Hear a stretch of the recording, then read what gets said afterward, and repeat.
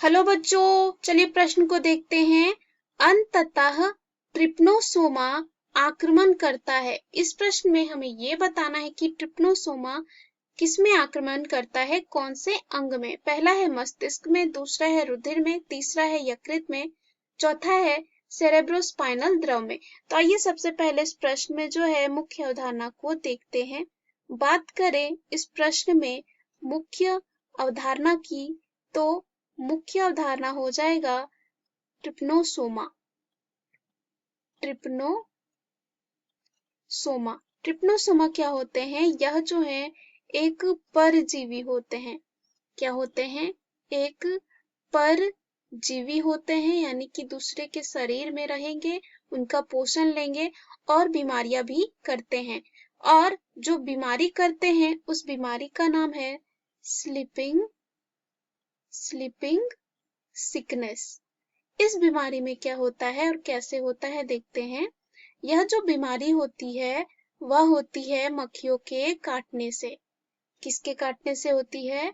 मक्खियों के काटने से। और जो मक्खी है उसका नाम है तसे।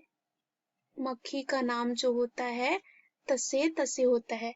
अब इस बीमारी में क्या होता है कि जो मस्तिष्क होता है, जो मस्तिष्क यानी कि दिमाग होता है, वह जो है सूज जाता है, यानी कि फूल जाता है। और इस बीमारी की वजह से अक्सर बुखार होगा, सिर दर्द भी होगा और ठीक से नींद भी नहीं आती है। इस तरह की शिकायतें रहती हैं। तो इस प्रश्न में हमें पूछा गया है कि अंततः ट्रिप्नोसोमा आक्रमण करता है। तो चलिए हम विकल्प में चलते हैं। पहला विकल्प दे रखा है मस्तिष्क में। तो ट्रिप्नोसोमा जो है मस्तिष्क में ही आक्रमण करता है। इस वजह से क्या हो जाता है? सूज जाता है, फूल जाता है। तो यह हमारे प्रश्न का सही उत्तर है। दूसरा है रुधिर में। रुधिर में जो है ये आक्रमण नहीं करता है। तो यह हमारा जो है विकल्प गलत है, यानी कि इस प्रश्न का सही उत्तर नहीं है। तीसरा है यकृत में। तो यह भी हमारे प्रश्न का सही उत्तर नहीं है। अंतिम दे रखा है सेरिब्रोस्पाइनल द्रव। यहाँ पर ये भी हमारे प्रश्न का जो है उत्तर नहीं है।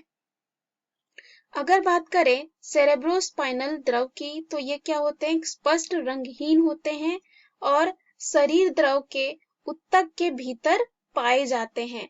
उसके बाद कशेरुकियों के मस्तिष्क और रीढ़ की हड्डी को भी ये घेरते हैं। तो दिए हुए प्रश्न का सही उत्तर ए यानी कि मस्तिष्क में है। आशा करती हूँ इस प्रश्न का उत्तर आपको समझ में आया होगा। धन्यवाद।